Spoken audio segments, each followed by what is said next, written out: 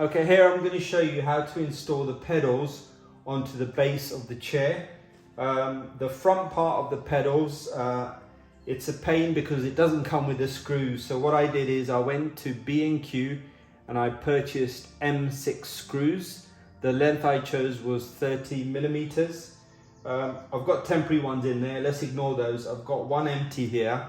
So I'm going to put that in there.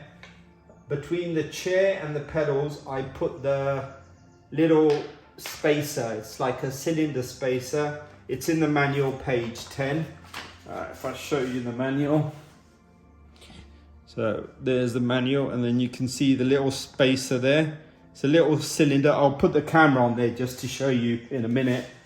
But take the M6 screw. Obviously it's easier for me because I've got 3 screws in there already. So the M6 screw with the cylinder spacer in there, find the hole, obviously, and then just screw that in. Okay, I've screwed in the M6 screw. There's a little gap. You can see the spacer there. I'm fine with the gap. It's in firm and tight. If you wanted to, you could get a shorter length M6 screw. If I pan to the side, you can see the cylinder spacer that comes with the DD Pro kit. I've put that in there, and so basically the screw's gone through the spacer and into the hole. Okay, for the back part of the pedals, I used the screws provided by the Next Level Racing FG Lite chair. Here's a close-up of the screw and bolt. As you can see, I've got one already in there on the back. You can see the hole there. If I put that in, okay, it's as I said, you could get a thicker one, but to be honest, this hole, once I've put the bolt in with a screw, it holds it fine and there's no problem. Okay, so now that you can see both bolt and screws are in place, let's put the base down like so, and there, let's do a close-up of the back bolt. Again, so these are supplied by the chair, and it is solidly in place. That is how to install the pedals onto the chair base. I'm going to reinstall the wheelbase onto the base of the chair. As I said in my previous video, this part was on the front. What I did is I did a 180 degrees turn and reinstalled it. All you need to do is just undo these 4 screws or bolts, whatever you want to call them, turn it around and put them back in. I don't want to unscrew and do it again. Then to attach the wheelbase, as you can see, I've got 1, 2, and I'm actually going to put a 3rd one in. And the holes you're going to use is the back or front, whatever you want to call it. One here, one over here, and then this one here, okay? It's the one in between these 2. And it has to be in. If you try and use this one, it's not going to fit in, okay? So 1, 2, and 3. Okay, guys, once you have these silver bits in, you're going to get the wheelbase and use the 3 grooves in the wheelbase to guide these in. So just do that. As it goes through, it's going to go through the grooves of the wheelbase. And then the last one. And you basically keep going until you can't go anymore, okay?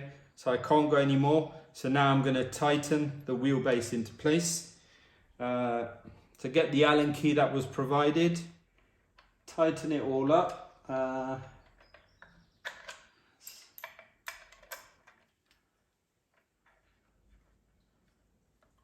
Okay, 1. Just gradually work your way in and tighten all 3. Okay, once you've got it fairly tight, turn the Allen key and just give it another little tight push so it's firmly in. So that is the wheelbase on. I'm going to put the steering wheel on and show you how to make this whole unit much more sturdy with a ratchet strap. Let's get the wheel on.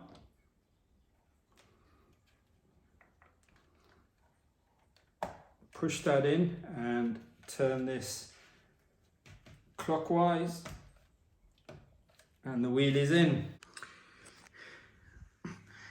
As I explained in my previous video, the strap that comes with the chair, you can put that on one side here like I've done, tighten that up, gives it a nice firm hold on the front part of the chair. But what I actually did is I went and bought some ratchet straps. As you can see here, I've installed one here. So there's a ratchet strap on this side. So now we've got a strap on both sides, giving the whole chair a much sturdier hold. And what I'm going to actually do is put a third one on. One hook goes there.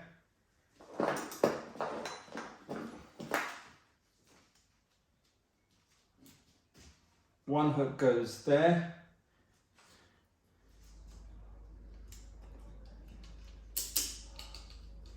Okay, with the ratchet strap hooks in place on the wheelbase, it goes round and under here, and then back round and under, and then back there. And that just gives it that double reinforcement. Okay, this is optional. You don't really need to get it, but I just wanted full reinforcement so that the wheel is as firm as possible on the chair. The only thing now is that I don't enter the chair by opening this. I keep that closed and I just enter through the little gap here, and then I come out. I'll show you that in a second. If I can get in, and I'm pretty unflexible, I'm pretty sure you guys can get in as well. So get in, lift your leg up like so. You're in.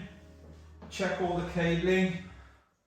Okay, one of the cables, as I explained before, I place around here. So I have all that open space. You might not have noticed this, but I've upgraded from a 65-inch to a 75-inch 8K LG TV. That's going to be a separate video. And it's going to be a quick demo. All the straps are on. The wheel's on with the extra screw. It's much more firmer, much more hold. Let's make this strap tighter. The feel of the racing should be much more accurate. Now let's see how that feels.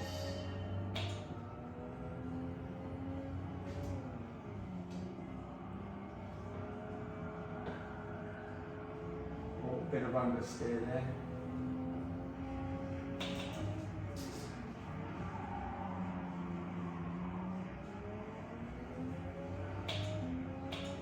It's a subtle difference,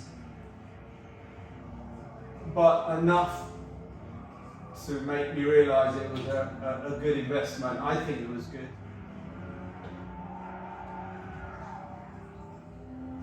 Even when I do the turns, I don't have that much give way on the wheelbase. You can see the wheelbase is quite firmly attached.